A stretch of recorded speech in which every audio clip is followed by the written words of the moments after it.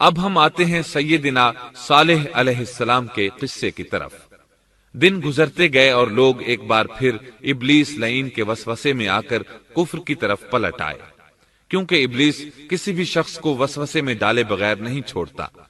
اس طرح ایک بار پھر کفر پھیل گیا، چنانچہ اللہ نے ان کی ہدایت کے لیے صالح علیہ السلام کو مبعوث فرمایا۔ یہ سمود کے پوتوں میں سے ایک عربی نبی تھے۔ ان کا نسب نامہ اس طرح ہے: صالح بن عبید بن سیاف بن ماشق بن عبید بن حاضر بن سمود بن ارم بن سام بن نوح علیہ السلام۔ گویا صالح علیہ السلام کا تعلق قوم سمود سے تھا، اور یہ قوم عاد کی نسل سے تھی۔ سمود کی قوم نے یمن کو خیر باد کہا اور جزیرے سے شمال کی طرف منتقل ہو گئے، پھر وہاں ہجر نامی ایک بستی میں جا ٹھہرے۔ قرآن کریم کی سورۃ الحجر اسی بستی کے نام سے موسوم ہے۔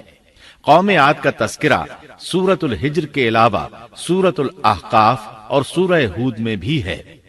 اللہ تعالیٰ سورۃ الحجر آیت 80 میں فرماتے ہیں، اور ہجر والوں نے بھی رسولوں کو جھٹلایا۔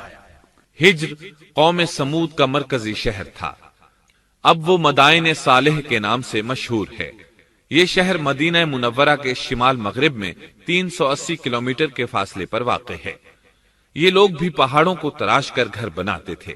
یہ صنعت اور کاریگری انہوں نے قوم عاد سے وراثت میں پائی تھی۔ اللہ تعالی سورۃ الفجر آیت 9 میں فرماتے ہیں، اور قوم سمود کے ساتھ کیا کیا جنہوں نے وادی میں بڑے بڑے پتھر تراشے تھے۔ قرآن مجید میں اللہ تعالیٰ ایک مقام پر فرماتے ہیں، اور ہم نے قوم عاد اور سمود کو غارت کیا جن کے بعض مکانات آپ کے سامنے ظاہر ہیں۔ ان کے مکانات ان کی تباہی سے لے کر اب تک موجود ہیں۔ شام کے راستے میں خیبر، تیماء سے تبوک تک قوم سمود کے آثار پائے جاتے ہیں۔ یہ لوگ کس طرح پتھر تراش تراش کر گھر بناتے تھے، اللہ تعالیٰ نے سورۃ الاعراف آیت 74 میں اس کا ذکر کیا ہے۔ اس وقت کو یاد کرو جب اللہ تعالیٰ نے تمہیں قوم عاد کے بعد جانشین بنایا اور تمہیں زمین پر رہنے کا ٹھکانہ دیا کہ نرم زمین پر محل بناتے ہو اور پہاڑوں کو تراش تراش کر ان میں گھر بناتے ہو۔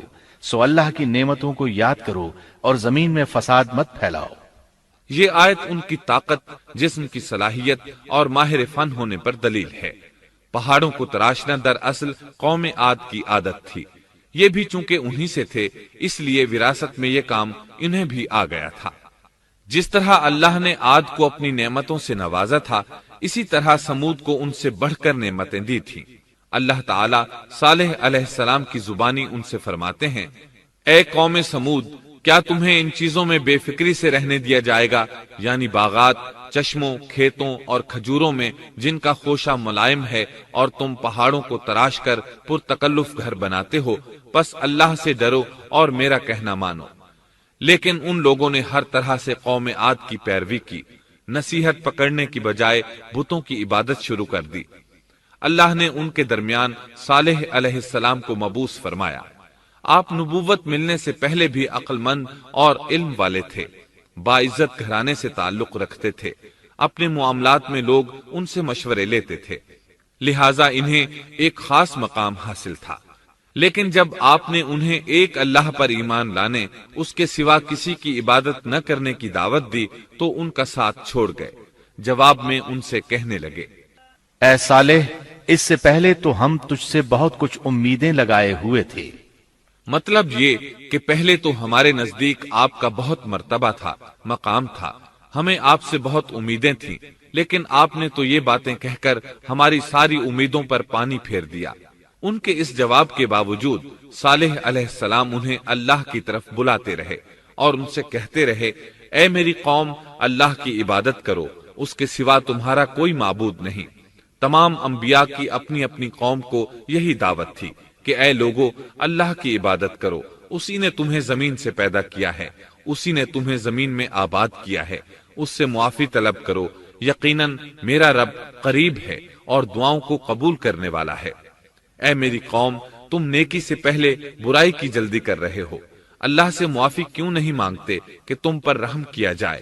اللہ سے ڈرو، میری اطاعت کرو، حد سے گزر جانے والے بے باک لوگوں کی اطاعت سے باز آؤ، وہ ملک میں فساد پھیلا رہے ہیں اور اصلاح نہیں کرتے۔ صالح علیہ السلام نے ہود علیہ السلام کی طرح اپنی قوم کو نصیحت کی، لیکن ان ظالموں نے بھی اسی طرح کفر کیا جیسے قوم عاد نے کیا تھا۔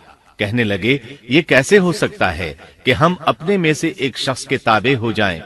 اس اکیلے کی اتنی زیادہ فضیلت کی آخر کیا وجہ ہے؟ ہم نہیں مان سکتے کہ ہم میں صرف اسی ایک پر اللہ کی باتیں نازل ہوتی ہیں۔ پھر وہ اس سے بھی آگے بڑھے اور اللہ کے نبی کو کھلے الفاظ میں پرلے درجے کا جھوٹا کہا، جادوگر کہا۔ پھر یہ سرکش اور کافر لوگ صالح علیہ السلام کے ساتھ ایمان لانے والے کمزور غریب لوگوں کو مخاطب کر کے کہنے لگے، کیا تم صالح پر ایمان رکھتے ہو؟ ہم تو اس کے منکر ہیں۔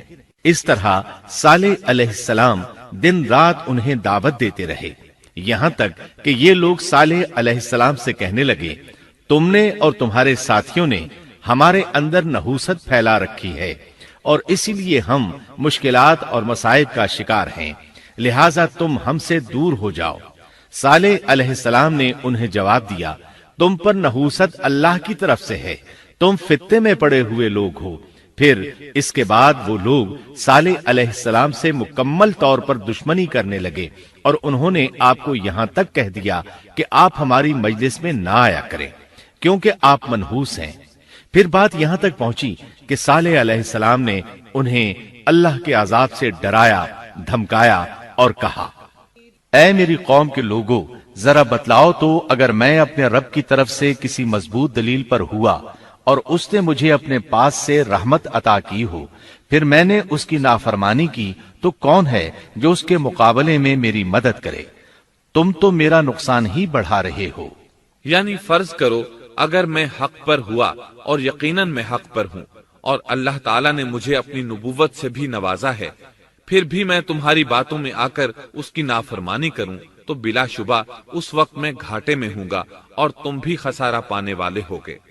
اس پر وہ ظالم لوگ مقابلے پر اتر آئے، کہنے لگے اگر تو سچا ہے تو کوئی معجزہ لے آ، لیکن وہ معجزہ ہماری مرضی کے مطابق ہو، اس صورت میں ہم ضرور ایمان لے آئیں گے۔ آپ ایسا کریں کہ بستی کے کنارے پتھریلی چٹان میں سے دودھ دینے والی 10 ماہ کی حاملہ اونٹنی نکالیں، اس کا رنگ سرخ ہو۔ صالح علیہ السلام سے یہ مطالبہ کر کے وہ سردار لوگ ایک طرف بیٹھ گئے اور مذاق اڑانے لگے۔ ایک کہنے لگا اونٹنی 10 ماہ کی ہو، حاملہ ہو۔ دوسرا کہنے لگا لازمی طور پر اس کا رنگ سرخ ہو۔ پھر ایک تیسرا سردار بولا اس کی کھال پر بہت زیادہ اون ہو۔ چوتھا بولا موٹی تازی ہو، ہم نے پہلے اس قسم کی اونٹنی دیکھی نہ ہو۔ پانچواں بولا وہ اتنی بڑی ہو کہ اکیلی ایک دن تمام کنویں کا پانی پی جائے اور دوسرے روز ہم پئیں۔ یہ لوگ اسی طرح مذاق اڑا رہے تھے کہ صالح علیہ السلام نے ان سے کہا، اگر تمہاری مطلوبہ اونٹنی تمہیں مل جائے تو کیا تم ایمان لے آؤ گے؟ سب نے مل کر کہا، ہاں ضرور لے آئیں گے۔ صالح علیہ السلام نے فرمایا، تب تم ایک دن سب لوگوں کو جمع کر لو۔ مقررہ دن وہ لوگ جمع ہو گئے۔ ان کی موجودگی میں صالح علیہ السلام نے اللہ سے دعا کی، زمین پر زلزلہ طاری ہوا، ان کی آنکھوں کے سامنے چٹان پھٹی اور اس سے بالکل ویسی ہی اونٹنی نکلی جیسا کہ ان کا مطالبہ تھا۔ انہوں نے اپنی زندگی میں ایسی اونٹنی کبھی نہیں دیکھی تھی۔ اس میں وہ تمام صفات موجود تھیں جن کا ذکر ان لوگوں نے کیا تھا۔ اللہ تعالیٰ صالح علیہ السلام کی زبانی سورہ ہود آیت 64 میں فرماتے ہیں، اے میری قوم، یہ اللہ کی بھیجی ہوئی اونٹنی ہے، یہ تمہارے لیے ایک معجزہ ہے۔ اب تم اسے اللہ کی زمین میں کھاتی ہوئی چھوڑ دو اور اسے کسی طرح کی تکلیف نہ پہنچاؤ، ورنہ فوری عذاب تمہیں آ پکڑے گا۔ اس اونٹنی کو چونکہ کسی اونٹنی نے جنم نہیں دیا تھا، اس لیے اس کو ناقۃ اللہ یعنی اللہ کی اونٹنی کہا گیا۔ پھر صالح علیہ السلام نے فرمایا، لوگو سن لو، ایک دن یہ اونٹنی پانی پیے گی، ایک دن تم پیو گے، تم میں سے کوئی اسے تکلیف نہ پہنچائے، ورنہ اللہ کا بدترین عذاب تم پر نازل ہوگا۔ سورۃ القمر میں اللہ فرماتے ہیں، بے شک ہم اونٹنی کو ان کے لیے آزمائش بنا کر بھیج رہے ہیں، تم صبر کے ساتھ ان کے انجام کا انتظار کرو۔ اس نشانی کے ظہور کے بعد اللہ تعالیٰ نے صالح علیہ السلام کو مخاطب کر کے فرمایا، تم اب دیکھتے رہو کہ ان کا انجام کیا ہوتا ہے۔ ان کی سختیوں پر صبر کرو۔ ان سے کہہ دو کہ پانی پر ایک دن ان کا اختیار ہوگا اور ایک دن اس اونٹنی کا۔ خبردار کوئی زیادتی نہ کرے اور اس اونٹنی کو پانی پینے سے نہ روکے۔ سورۃ الشمس میں اللہ تعالیٰ فرماتے ہیں کہ ان سے اللہ کے رسول نے فرما دیا تھا کہ اللہ کی اونٹنی کی اور اس کے پانی پینے کی باری کی حفاظت کرو، یعنی اسے نہ تو پانی پینے سے روکو اور نہ ہی اسے کوئی تکلیف پہنچاؤ۔ اس معجزے کو دیکھ کر لوگ دو گروہوں میں بٹ گئے۔ بہت کم لوگوں نے صالح علیہ السلام کی پیروی کی، ان پر ایمان لائے، جبکہ اکثر لوگ پھر بھی اپنے کفر پر ڈٹے رہے۔ اللہ تعالیٰ فرماتے ہیں ان لوگوں نے خود معجزے کا مطالبہ کیا تھا، لیکن اس کو اپنی آنکھوں سے دیکھنے کے باوجود ظلم پر اڑے رہے اور کفر پر اصرار کرتے رہے۔ سورۃ الحجر آیت 81 میں اللہ فرماتے ہیں اور انہیں ہم نے اپنی نشانیاں بھی عطا فرمائی تھیں، لیکن پھر بھی وہ ان سے گردن موڑنے والے ہی رہے۔ اسی طرح سورہ بنی اسرائیل میں اللہ تعالیٰ فرماتے ہیں ہم نے قوم سمود کو نشان کے طور پر اونٹنی عطا فرمائی تھی، لیکن انہوں نے اس پر ظلم کیا۔ بلا شبہ وہ ایک واضح نشانی تھی، کوئی شخص یہ نہیں کہہ سکتا تھا کہ جادوگروں نے اسے پیدا کیا ہے۔ وہ اونٹنی ان میں موجود رہی، ان کے علاقے میں جہاں چاہتی چرتی، جب کنویں پر پانی پینے جاتی تو سارا پانی پی جاتی۔ وہ لوگ اس کا دودھ پیتے، دودھ سب کے لیے کافی ہو جاتا۔ ان کی آنکھوں کے سامنے اس نے ایک بچے کو جنم دیا، وہ شکل صورت میں بالکل اپنی ماں جیسا تھا۔ لوگ اسے دیکھ کر تعجب کرتے، بچہ اونٹنی کے ساتھ رہتا، یہ ایک واضح نشانی تھی، اس پر جادو کا گمان کیا ہی نہیں جا سکتا تھا۔ وہ اونٹنی ایک عرصے تک ان لوگوں میں رہی۔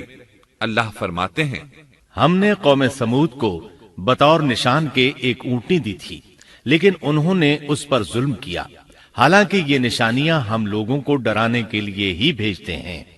وہ لوگ اس اونٹنی کو دیکھ کر متعجب ضرور ہوئے، لیکن ایمان پھر بھی بہت کم لوگ لائے، حالانکہ اس نشانی کے بعد انہیں چاہیے تھا ایمان لے آئیں۔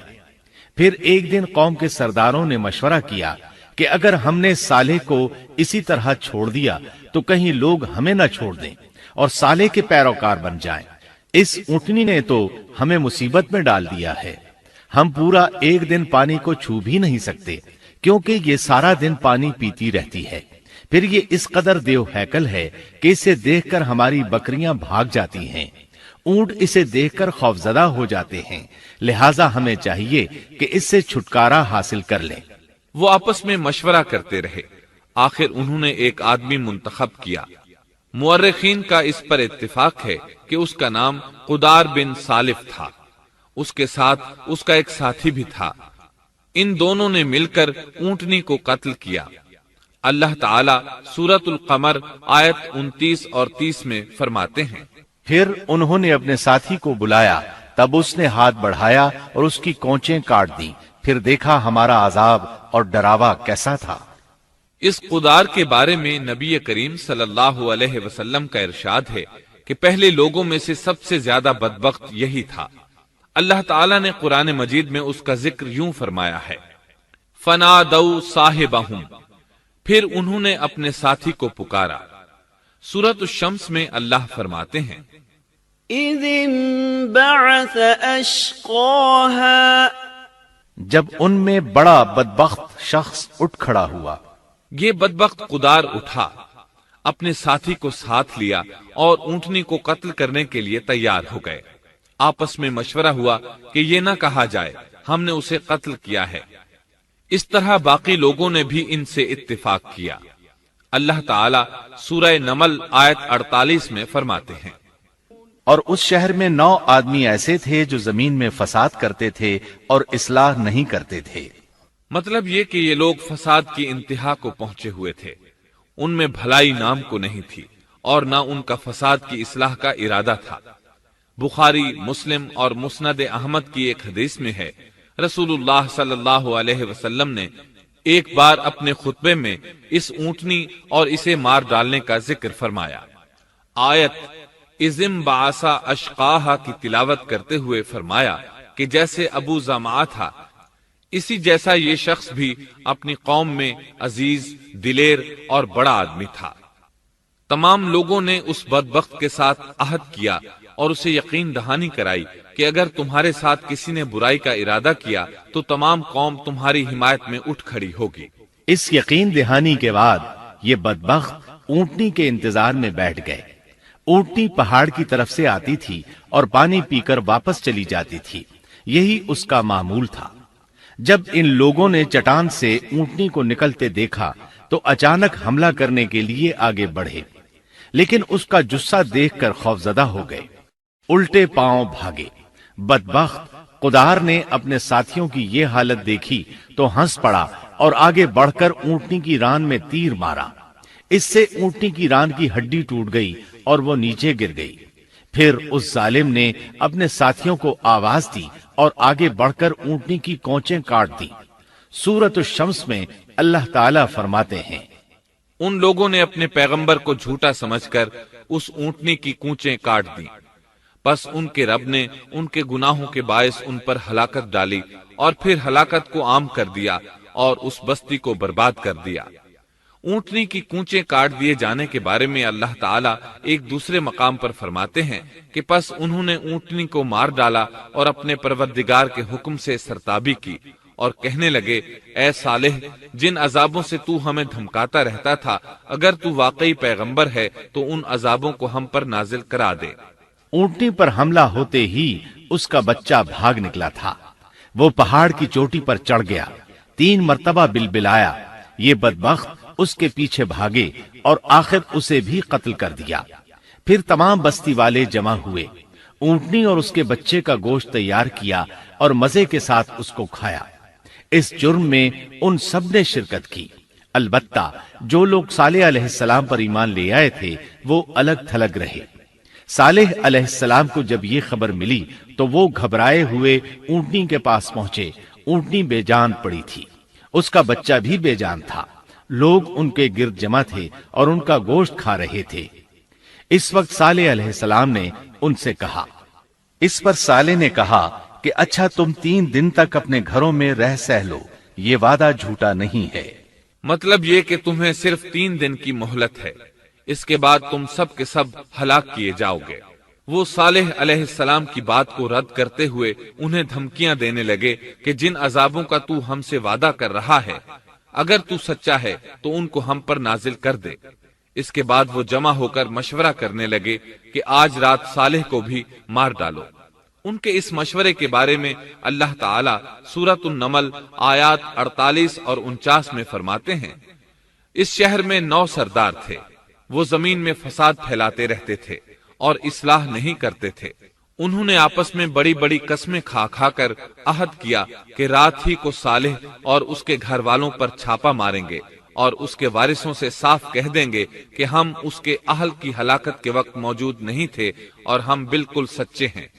اب یہ لوگ صالح علیہ السلام کے گھر کی طرف چلے۔ اللہ تعالیٰ سورۃ النمل آیات 50 اور 51 میں فرماتے ہیں، اور انہوں نے ایک داؤ کھیلا، سو ہم نے بھی ایک ایسا داؤ کھیلا کہ انہیں خبر بھی نہ ہوئی۔ پھر دیکھو کہ ان کے داؤ کا کیا انجام ہوا، ہم نے انہیں اور ان کی ساری قوم کو ہلاک کر دیا۔ صالح علیہ السلام کا گھر پہاڑ کی بلندی پر تھا۔ یہ فسادی لوگ ابھی اوپر چڑھ رہے تھے کہ زمین حرکت کرنے لگی۔ ایک چٹان اوپر سے لڑھکتی ہوئی آئی اور ان تمام کو پیس کر رکھ دیا۔ ان 9 فسادی لوگوں کی ہلاکت کے ساتھ ہی اللہ کے عذاب کی ابتدا ہو چکی تھی۔ چنانچہ صالح علیہ السلام نے اپنے ساتھیوں کے ساتھ اس بستی کو چھوڑ دیا، یعنی وہ ہجر کے علاقے سے نکل گئے۔ صبح ہوئی تو لوگوں نے ایک عجیب منظر دیکھا۔ قوم سمود کے تمام لوگوں کے چہرے زرد پڑ چکے تھے، وہ سب رونے لگے کیونکہ عذاب کے آثار شروع ہو چکے تھے۔ دوسرے دن تمام لوگوں کے چہرے آگ کی طرح سرخ ہو گئے اور تیسرے دن تمام کے چہرے سیاہ ہو چکے تھے۔ اپنی یہ حالت دیکھ کر سب لوگ رونے اور چیخ پکار کرنے لگے، اپنی قبریں کھودنے لگے۔ اب انہیں یقین ہو چکا تھا کہ عذاب کا وعدہ برحق تھا۔ اللہ تعالیٰ نے انہیں پہلی قوموں کی طرح ایک قسم کا عذاب نہیں دیا تھا، جیسے قوم نوح کو صرف طوفان کے ذریعے ہلاک کیا گیا، قوم عاد کو صرف طوفانی ہوا کے ذریعے ہلاک کیا گیا، لیکن قوم سمود کو اللہ تعالیٰ نے طرح طرح کے عذابوں سے دوچار کیا۔ اس لیے کہ انہوں نے اپنی مطلوبہ شرط پوری ہونے کے باوجود ایمان قبول نہیں کیا تھا۔ عذاب کی ابتدا زلزلے سے ہوئی، زمین حرکت کرنے لگی۔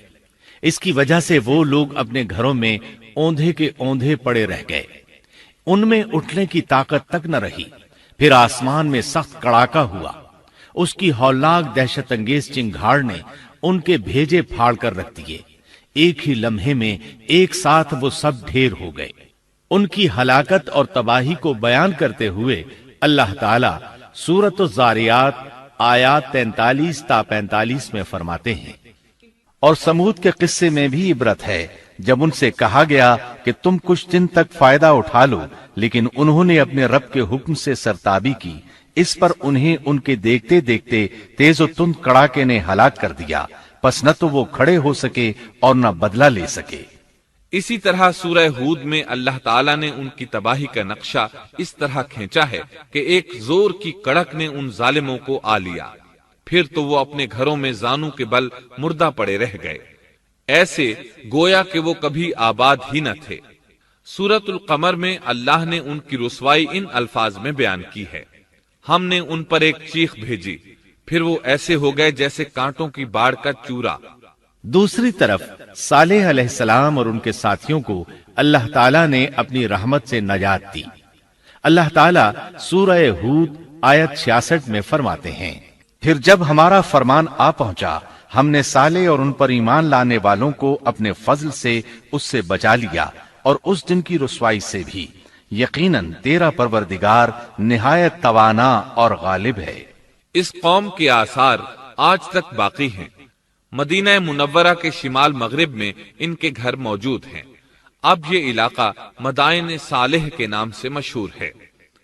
سورۃ النمل میں اللہ تعالیٰ فرماتے ہیں، پس یہ ان کے گھر ہیں جو ان کے ظلم کے سبب ویران پڑے ہیں، بے شک اس میں دانش مندوں کے لیے نشانیاں ہیں۔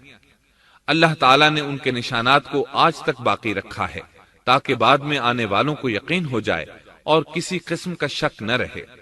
عذاب کے آثار نمودار ہونے پر صالح علیہ السلام نے ان سے فرمایا تھا، اے میری قوم، میں نے تمہیں اپنے پروردگار کا حکم پہنچا دیا تھا اور میں نے تمہاری خیر خواہی کی، لیکن تم لوگ خیر خواہوں کو پسند نہیں کرتے۔ اس کے بعد صالح علیہ السلام اپنے ساتھیوں کے ساتھ وہاں سے ہجرت کر کے فلسطین آ گئے، وہیں رملہ نامی بستی میں رہنے لگے، اور یہیں آپ کی وفات ہوئی۔ نبی کریم صلی اللہ علیہ وسلم صحابہ کرام رضی اللہ عنہم کے ساتھ تبوک تشریف لے گئے تو آپ نے مدائن صالح کے قریب قیام فرمایا تھا۔ صحابہ نے ان کنووں سے پانی لے لیا جو قوم سمود کے استعمال میں رہے تھے، کچھ برتن بھی وہاں سے لے لیے۔ آپ کو پتہ چلا تو آپ نے حکم فرمایا، ان برتنوں کو توڑ دو اور اس پانی کو بہا دو، اور اس پانی سے جو کھانا تیار کیا ہے اس کو الٹ دو۔ آپ نے انہیں ان گھروں میں داخل ہونے سے بھی روک دیا جن میں اللہ کا عذاب نازل ہوا تھا۔ آپ صلی اللہ علیہ وسلم نے فرمایا، میں ڈرتا ہوں تم پر بھی ایسا عذاب نہ آ جائے جیسا ان پر آیا تھا، اس لیے ان کے علاقے میں داخل نہ ہوا کرو، اور اگر داخل ہونا پڑ جائے تو روتے ہوئے داخل ہوا کرو، اور رونا نہ آئے تو رونے جیسی شکلیں بنا لیا کرو تاکہ تمہارا شمار ظالموں میں نہ ہو۔ اللہ تعالیٰ فرماتے ہیں، آگاہ رہو، قوم سمود نے اپنے رب سے کفر کیا، سن لو ان سمودیوں پر پھٹکار ہے۔ قرآن میں ان کا قصہ 26 سے زائد مرتبہ بیان کیا گیا ہے۔ اس کے بعد لوگ ایمان کی حالت میں امن چین کی زندگی بسر کرنے لگے، لیکن پھر نئے سرے سے ان میں خرابی پیدا ہوئی۔ شیطان نے پھر اپنا کام دکھایا، ان کے دلوں میں وسوسہ ڈالا، اور فلسطین، عراق، مصر اور جزیرے کے نواحی علاقوں میں شرک پھیل گیا۔ لوگ ایک بار پھر کفر کی طرف پلٹ پڑے۔ اس پورے قصے میں چند عبرتیں ہیں، آئیے ذرا ان کا بھی ذکر ہو جائے۔ اللہ تعالیٰ کی اونٹنی اگرچہ سیدنا صالح علیہ السلام کی نبوت کا ایک نشان تھی، ان کی سچائی کا ثبوت تھی، لیکن قرآن کریم کی وضاحت یہ ہے کہ وہ قوم سمود کی آزمائش کے لیے تھی، اور وہی ان کی ہلاکت کا نشان ثابت ہوئی، جیسا کہ سورۃ القمر میں اللہ تعالیٰ فرماتے ہیں، بے شک ہم اونٹنی کو ان کی آزمائش اور امتحان کے لیے بھیجنے والے ہیں، پس تو ان کے انتظار میں رہ اور صبر اختیار کر۔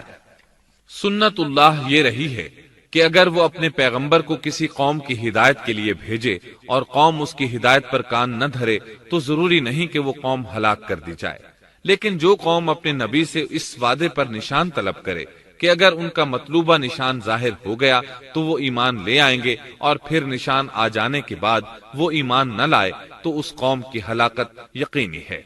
اللہ تعالیٰ پھر اس قوم کو معاف نہیں کرتے جب تک کہ وہ تائب نہ ہو جائے اور اللہ کے دین کو قبول نہ کرے، یا عذاب الہی سے صفحہ ہستی سے مٹ کر دوسروں کے لیے عبرت کا نشان بن جائے۔ لیکن اس سنت سے نبی کریم صلی اللہ علیہ وسلم کی امت مستثنا ہے، اس لیے کہ آپ صلی اللہ علیہ وسلم نے وضاحت فرمائی ہے، میں نے اللہ تعالیٰ سے دعا مانگی ہے کہ اللہ تعالیٰ میری امت میں عذاب عام مسلط نہ فرمائے، اور اللہ نے میری دعا قبول فرما لی۔ قرآن میں اللہ تعالیٰ نے نبی کریم صلی اللہ علیہ وسلم کی اس بات کی یوں تصدیق کی ہے، اے رسول، اس حال میں کہ تو ان میں موجود ہے، اللہ تعالیٰ ان کافروں پر عذاب مسلط نہیں کرے گا۔ اور یہ ایک خطرناک غلطی ہے، نفس کا دھوکہ ہے کہ انسان عیش و عشرت اور دنیاوی جاہ و جلال کو دیکھ کر یہ خیال کر بیٹھے، یہ گمان کر لے کہ جس قوم یا فرد کے پاس یہ سب کچھ موجود ہے وہ ضرور اللہ تعالیٰ کے سائے میں ہے، اور یہ کہ ان کی یہ خوش عیشی اس بات کی علامت ہے کہ اللہ تعالیٰ کی خوشنودی ان کے ساتھ ہے۔ یہ نفس کا دھوکہ ہے، غلط فہمی ہے، بلکہ کج فہمی ہے۔ قرآن کریم کے اس واقعے میں جگہ جگہ اس بات کی وضاحت ہے کہ بعض اوقات زیادہ سے زیادہ خوش عیشی زیادہ سے زیادہ عذاب کا پیش خیمہ ثابت ہوتی ہے، اگرچہ قوموں کے لیے اس کی مدت چند ماہ یا چند سال نہیں بلکہ گھبرا دینے والی مدت ہی کیوں نہ ہو، مگر ہر قسم کی دنیاوی کامیابیوں اور خوش عیشیوں کے ساتھ جب ظلم، سرکشی اور غرور کسی قوم کا مستقل شعار بن جائے تو سمجھ لو اس کی تباہی اور ہلاکت کا وقت قریب آ پہنچا۔ اللہ تعالیٰ فرماتے ہیں، تیرے رب کی پکڑ بہت سخت ہے، لیکن اس کے ساتھ ہی یہ بات بھی ہے کہ کسی قوم میں تمام تر خرابیوں کے باوجود اگر قوم سے اکثر افراد اللہ کے شکر گزار ہوں، اس کے بندوں کے ساتھ انصاف کرنے والے اور آپس میں نیک نیت اور خیر خواہی کرنے والے ہوں تو بلا شبہ وہ اللہ کے ہاں مقبول بندے ہیں، اور انہی کو دنیا اور آخرت کی کامیابیوں کی بشارت ہے، اور انہی کے لیے یہ دنیاوی عیش اللہ کی بے انتہا نعمتوں کی علامت ہے۔ انہی الفاظ پر سیدنا صالح علیہ السلام کا قصہ اختتام کو پہنچا۔